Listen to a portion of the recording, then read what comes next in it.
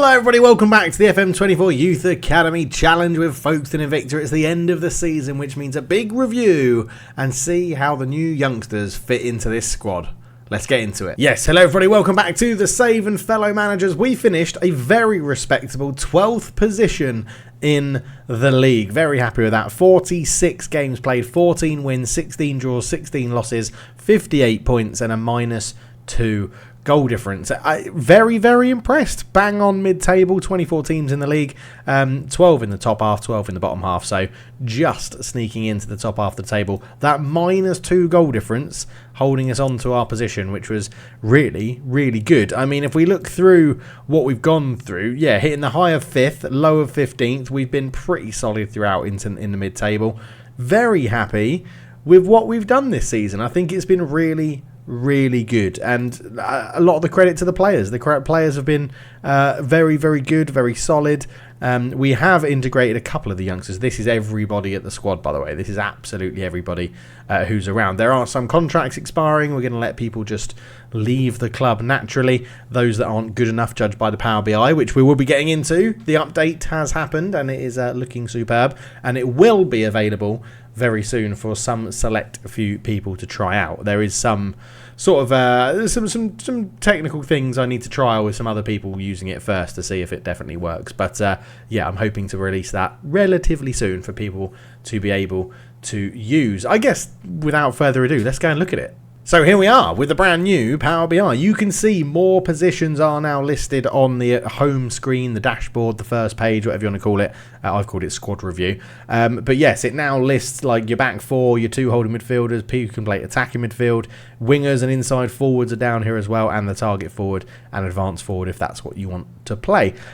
So yeah, it does show a lot more here. New names, Blair Gemmell gets in there as well, looks pretty damn good. Adam Cross gets in as the best Segundo Volante in there as well. So there are some people pushing for new positions. Yeah, judging by here, best sweeper keeper we've got at the club at the moment is Pikarski, and he has been our #1 goalkeeper this season, which is good. Made 49 appearances this season.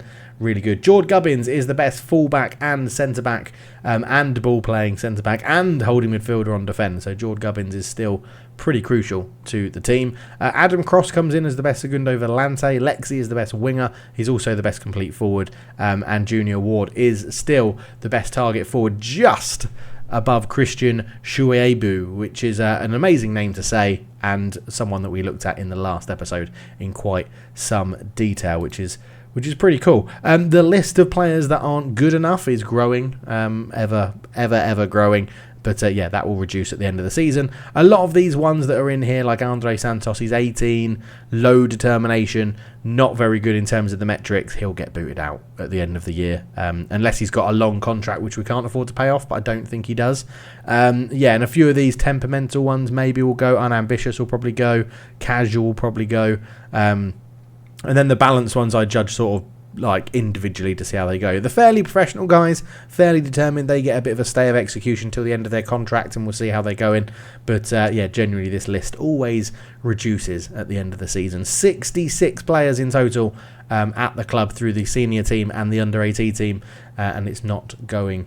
that's not unmanageable, but it is a bit too big, so I am looking forward to getting rid of some players at the end of the season. The sooner the board can give us an under-21 team, the better, because it means you can just allow people to develop for a little bit longer without having to step up to the senior team straight away. In terms of data then, 84 goals this year, not the greatest number, definitely wasn't the greatest number, but you can see from minutes by age, nobody over the age of 30 played for us this year. Like, nobody. We had 6 goals scored by 29-year-olds, 7,000 minutes played by 29-year-olds, and I can tell you that's mainly because of Elliot Moore and Kyle Sop. They are the two 29-year-olds at the club. But yeah, huge demographic coming in between 17 and 20, as you would expect with the Youth Academy save. Same for the goals as well. Lexi was the top goal scorer. Mark Skinner was the most assists. But it's interesting. Mark Skinner, most creative player, so actually got the most assists per 90 minutes as well. Lexi had the best non-penalty expected goals. Converted that into quite a lot of goals for him as well. Trimsky Orton had the best average rating out of everyone at the club this year, which was really cool. Still doing it, even though he's pretty rubbish. still doing it with headers from corners, which is awesome. Pikarski in goal had the best pass completion. Luke Johnson, really interesting, had the best tackle ratio, showing how high we're winning up the ball higher up the pitch. Obviously a winger attacking midfielder. And Trim Skjorton had the best header ratio, which is not a great surprise. He's got jumping reach like 18, so that's better than most in this level of football. And our average age of everybody that played over 900 minutes was 20.65, so just edging towards the age of 21, and not doing too badly, to be honest. We did all right. Lexi top goal scorer with 16, by the way, in 3,056. Tim Skjorton was our second top goal scorer with 12. All of them would have been headers. I can pretty much guarantee that. But generally, is looking all right. Trim Skjorton actually isn't getting in. That's the wrong screen. I wanted this one. Trim Skjorton is nowhere near. He's like down here as best centre-back now. So he is pushing his luck a little bit. It's generally that jumping reach and his goal scoring which is getting us, which is keeping him in the squad, to be honest. Keeping him in the squad. And we are slowly getting rid of some of the worse personalities, poorer personalities. Unambitious is still in there quite a lot with 13, and you can see we could make a whole squad of people with unambitious personalities. Fairly Professional is coming up, Fairly Determined is coming up as well. We've got quite a lot of them, which is good, but Balanced leads the way with 14, which is fine. I think most people come through as Balanced, I think, when they come through as Youth Academy players. It's really not too bad, but overall I'm happy with the season. I'm happy with the dashboard. I'm very pleased with myself that I've created that, and it's working as I intended it to, as well. And it gives a little bit more variation for systems that we want to play. And talking about systems that we want to play, let's get back into the game. So tactically throughout the season, we've gone with the 4-2-3-1 and the 4-2-4 DM wide, pretty much interchanging all the way throughout the season, depending on who we're playing against, what I thought the opposition were doing. And then even in games we changed it up to sometimes go 4-2-4, sometimes go 4-2-3-1, sometimes we kept that same system the whole way through, sometimes we mixed it up and mixed and matched during the game to who we were playing against. But generally we're doing all right. We're picking up a huge number of draws, which at this stage of the Youth Academy save, I'm not annoyed with, by the way. Points on the board is fine. 1 point per game, you generally stay up in the league. But yeah, I mean, it's interesting to be like March, right? We mixed 3 games of the 4-2-3-1, 2 games of the 4-2-4, and we drew 4 and won 1 of those games. So I think the systems we've got are working. We just need the players to keep developing, and then eventually they'll become at a good enough level, which means we're challenging for the title and the playoffs and things like that. But yeah, the 4-2-3-1 looks like this. It is what we used in the last game. It's the system that you know and love. Everyone loves a 4-2-3-1 on Football Manager. Probably one of the easiest systems to implement in the game if you have the right players to do it. And then, of course, we've got the 4-2-4, which I think is one of the best systems to use as an underdog. Obviously, I talk a lot about Bust the Net, Dowjit. Me and him are friends. We chat quite a bit, and he helped me out quite a bit in terms of figuring out these tactics and things. He uses this. He recommended I use this, the Ebbsfleet 4-4-2 with 2 holding midfielders that he created for his Ebbsfleet team. But it hasn't. I've never really needed to use it. I've stuck with my 4-2-4 and then the Folkestone 4-2-3-1, which, as you can see, has a style from Toledo, who we actually completed this Youth Academy challenge with in this save. Was that this game? It was. It was FM24, wasn't it? It was FM24. So yes. So we're working hard. We're doing really well. The squad have performed very well. The staff have had a little bit of an overhaul. We're not doing too badly in terms of ourselves against other League 2 teams. We're lacking a little bit in the goalkeeping department, but what I went through and did is a lot of the players were complaining around the standard of training, basically. So we went out and replaced basically all of our coaches to people that have at least a Continental A level, I think it was. So Continental B for Charlie Lee.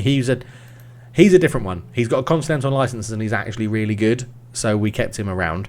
Ryan Peters, I think, has a Continental A, so we brought him in for Continental A. Matt Target, he's actually National A, but he's on a coaching course right now, so he should be able to improve that, and he's pretty good as well. Technically works with youngsters, which is good for a Youth Academy save. Zeki Vivian joined Continental A license as well. Good motivating, good working with youngsters. So I feel like that's a decent thing we've gone through. Kevin Pugh is our fitness Continental B, fitness training 9, but we don't have to worry too much about that. And we got an actual set piece coach as well. Daniel Brennan has set pieces 12 with a Continental A license. So it does matter that the level of your coaches and what coaching badges they have does sort of tie in with how good their training sessions are. That is something to keep in mind. Callum Davies has gone on to the Continental C license. We're continually asking him to do staff coaching courses as well. And of course, we're up to a Continental Pro license. We've done very, very well indeed. And our attributes are coming on nicely. Huge level of discipline, 20. I don't think I've ever had 20 for discipline before, but there you go. People management 17, motivating 16, attacking and defending are pretty good. Tactical, technical, mentals, all looking very good. If I was using my brain when setting this up, I would have put something into set pieces first. Like, you probably put all your attributes, although you start with nothing. Any attributes I did have, I would have put into set pieces because they're so hard to find. But yeah, it's not bad really. Career stats: 482 games, 213 wins, 122 draws, 147 losses, 44% win ratio. We've got goal difference of plus 121, which is really, really good. So I am very happy with that. We're scoring quite a lot of goals, and we're loving it at Folkestone. We are absolutely loving it, which is awesome. If we just go through the age then, if we have a quick look here by age, so 15-year-old Seth Ostler has already made his debut for the club towards the back end of the season, and I'm looking forward to seeing what he can do in that playmaker role, because his passing's okay, technique's pretty good, needs to improve his vision, but he does look like he's going to be pretty useful in that position. So he's already sort of made his way up into the senior team. Next we have to go to 16-year-old Christian Emmanuel, who a lot of people were getting excited about in the comment section. Christian Emmanuel, he does look very good. We're training him up as a holding midfielder. I think we're training him as an attacking midfielder because of his passing. I can very quickly look at that. No, I'm not training as I swear that has reset. We're going to train him as an attacking midfielder on attack because of his more advanced attributes. So he's also had an appearance for the first team as well. Adam Cross, who obviously got flagged out as the best Segundo Volante in the Power BI, has had a number of first team appearances, with most of them coming at centre back. He actually made 17 appearances with 3 assists and a player of the match as well. He's actually been performing at centre back. We're going to be training him up in the holding midfield role, but not too bad, is he? 6 foot. Jumping reach could be a bit better, but mentals are really going up. Marking's going up, technique's going up, tackling's going down, which is a little bit annoying. This is definitely reset. This has definitely reset everything, so we'll get him on a Segundo Volante. At the moment, it's going to help train his concentration as well, which is always good. So Adam Cross is in there. Mark Skinner, 17-year-old Mark Skinner. He made a total of 43 appearances, I think it was, this year. 34 at attacking midfield left, getting 8 goals and 10 assists. He looks like he's going to be very, very useful this season. Yeah, 40 appearances in the league, 9 goals, 12 assists, a 6.85. Only at 17 as well. A bit short of 5'5", but is only going to get better, which is really, really good to consider. Isn't it? That's awesome. Blair Gemmell, another one that we saw on the Power BI coming through, 17 years old, striker, right winger. 8 games at striker, 2 at midfield right. Much prefers to be at striker if you're looking at his overall rating. But 20 appearances, 0 goals, 0 assists, a 6.54. Hopefully he can improve on that going into next season. But good dribbling, decent finishing, lots of pace as well. Looks like he could definitely be a threat heading into next season, which is good. Stephen Cooper is the left back, sort of playing back up to Harold Zimmer. A bit short, lacking a little bit physically, but 10 games this season, 1 assist and a 6.82.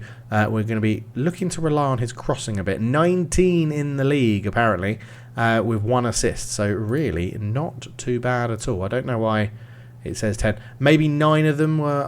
yeah, that's weird. Were 9 of them not registerable for an appearance? No. That's just odd, isn't it? Maybe, yeah, some of the appearances weren't enough to get a registered time or something like that. But anyway, there he is. That was there. Steve Newton is at centre-back. Someone I'm quite looking forward to develop. He's not too bad. He's got good attributes where you need them. 9 appearances, 1 assist, a 6.73. Looks like he could do a job at centre-back or holding midfield if he's needed. And then we get into a few more of the regulars. Shane Wallace. You probably haven't actually seen too much of Shane Wallace either, to be honest. 13 appearances, 3 goals, 2 assists, 6.82. So a number of these players stepping up into the second half of the season, which was really good. Big shout out to Ollie Lewis. Only 5 goals and 3 assists, but he played a lot of football as an 18-year-old. Our American hero came through. You can see there 25 games at striker, 3 on the left wing, 2 at right wing, and a few goals in there as well. Enjoyed his time more at left wing by the average rating, which is quite interesting to see. Obviously, he did play a little bit for us last year towards the back end of the season, but this year really cemented his place in that first team squad, which was really, really good to see. Top appearance maker did go to Piekarski in goal, though. 49 appearances overall. Command of area is getting better. He is a very good goalkeeper. He is still yet to be capped by the Polish under-21s. He has got an under-19 cap, but I think we'll be keeping him around for quite a while. Second in the appearance makers then, Adam Beredetsky. Jord Gubbins is up there, although Gubbo, he is flattering to deceive a little bit. Like, his average rating is a 6.7. Is okay. It's okay. It's not amazing. And yeah, I mean, 6.68 at centre-back, it's such a crucial place on the pitch. You want to be like 6.9, I would say, is what you want that to be. Harold Zimmer's up there as well. He's doing very, very well at left-back and right-back, majority of the time at left-back, getting on the score sheet. But like the 6.8 and a 7.05, that's more what you want to see from the people that are being consistently played in your teams. Lexi, for example, is up there, 6.8 and a 7, 15 goals from the striker position. Yeah, he's having he's just our key man, right? We've got to try and keep him fit. We've got to keep him at the club. We've got to try and keep him happy so that he is on top form, to be honest. And yeah, it's good. I mean, a lot of appearances were spread out, which I quite like as well. Trim Skjorten still doing the business. 38 games, 12 goals, 1 assist and a 7.02 for someone who is pretty much rubbish. But that jumping reach at 17, and the fact that he has pace, and he's tall, and he's got good determination, he sort of makes up for everything else. It's just bloody brilliant to have him around. And his best goal-scoring year since his first at the club. So, there you go. Stepping up to League 2 has not hindered Trim Skjorten at all. His best average rating was last year, and this year was his second best average rating in his career. So, Trim Skjorten is a little bit of a legend, isn't he, of this club and of this save. I think he's really, really good. And he's only 23, so he's definitely a player I think we can sort of just keep ticking along at the club. Hopefully keep him around, get him as a staff member, see if he wants to do anything like that. But yeah, I think he's looking very, very good, to be honest. So we're heading into next season. Hopes held high. I think we'll do okay. Quick review of all the cup competitions we were in. Sky Bet League 2 obviously finished mid-table. Very, very happy. They wanted us to fight bravely against relegation.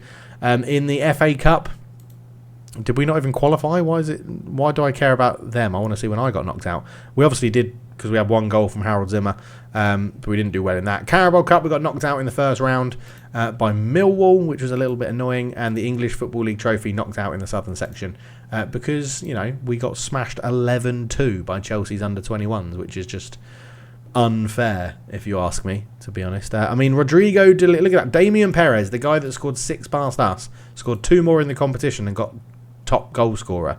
Like, what is he doing in the bloody shitty league trophy? What's it called? Football League Trophy, the English Football League, Papa John's English Football League Trophy. What is he doing down there? Absolutely unbelievable. But that is a quick review of the season that we had, our first season in Football League. Oh, finances. Let's quickly touch on the finances then. So we are in a negative bank balance, but I've been told in the comment section we're going to be getting 500 grand of solidarity payments. So the sooner that comes through, the better, because we've been renewing lots of contracts and our money's sort of bleeding out a little bit. Debts, we've got that bank loan that we took for £1 million to go professional. We're paying back 10.5k a month for that. So yeah, we just need the board to maybe dip into their back pocket a little bit, give us a little bit more money, keep this ticking over, because all the time that's in the negative, we cannot improve our facilities at the club, which is very, very irritating. And talking of facilities at the club, this is what it looks like at the moment. Basic training facilities of 5, youth facilities of 6 of below average. Youth recruitment is average at 9. We've got good academy junior coaching at 14, and our finances are okay. And we're still at Cheriton Road, which got extended, didn't it? It got expanded for seating as we went up to League 2. So not doing too bad, but predicted to finish 24th, finish 12th. Who knows? Maybe next year there's a bit of a playoff push. Not too sure if that's going to be a thing. We'll have to wait and see. But thank you so much for watching. Leave your comments down below. Leave a like if you enjoyed the video, and I'll see you in the next one. Cheers.